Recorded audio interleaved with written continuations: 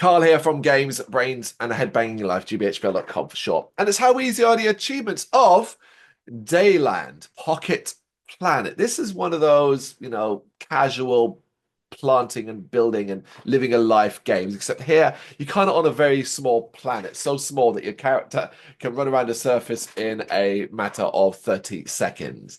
And you live there and you plant and grow some things and do some mining and deal with the occasional enemy, and then characters come along and visit and give you quests and acquire items, and you cook and you create potions and all of that sort of stuff, but on a very basic level. There's nothing complex here. This is not Stardew Valley, Portia, my time at Portia, or anything like that. It's very, very basic. And it tries to tell a narrative adventure about a prince and some sort of Spider King, Queen, and something. It's not a very good story, is what I'm getting at. In fact, I found it quite dull overall to play. I thought this would be I thought it'd be fun, and it is relaxing to a degree, but it gets old really, really quick because it's so limiting. There's very little you can do, and you swear you feel most of the time. I spent most of the time just sleeping to forward time, just so I could get to the next part of the game. Because the problem is there's nothing progresses at a decent level, like a decent speed. And because of the seasons-based things and how things grow and all of that, you're constantly just waiting for a character to turn up,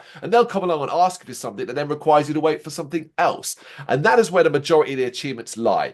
It's simply about completing tasks. The majority are based in that. The earliest ones you're going to get are all based around crafting, but a low amount. So like harvesting 15 crops, crafting 15 items in a workshop, cutting 50 trees, crafting 30 items, defeating 30 monsters. Then from there, it starts to go a little bit up where you're going to harvest more crops, cook more dishes, defeat more monsters, get more fish from the lake, and so on. There are one or two story-related ones randomly thrown in as well. So like the first time you travel off the planet to planet Ancora, you get an achievement there for that.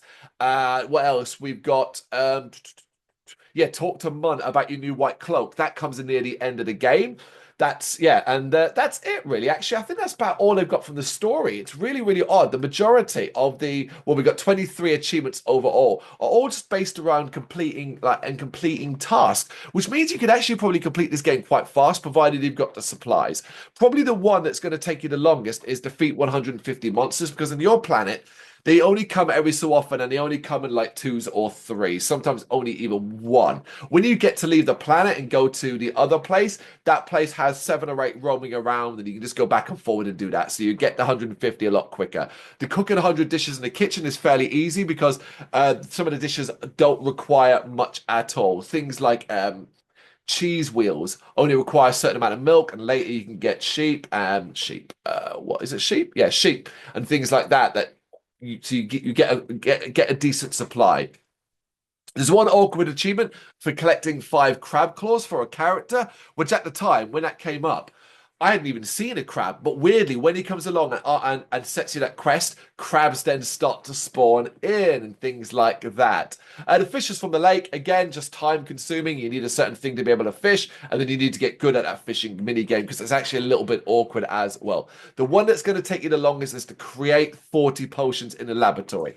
It's the last one I got in the game, and that's because potions require several different items combined and can take it, and getting those items could take a little bit longer. I ended up buying most of the items, but because it was the last achievement I needed, and I knew there was going to be no point carrying on in the game, I was happy enough to spend all my money just buying the items I needed and then creating potions. There were some basic ones, so it's easy just to buy the same one over and over again, but it's the one that'll take you to probably the longest. But overall, you're looking at story-wise here, because to get the last achievement, the cloak achievement in the story, and even by then you're probably going to finish it, it's probably about an 8 to 10 hour play, but all the other stuff knocks it up a bit, maybe about 12 hours overall. It all depends how early you pay attention to what you're supposed to do regarding the unlocks, the crafting and things like that. I didn't pay too much attention to begin with. I presumed, without looking at the achievements, then more would be based around the story. They aren't.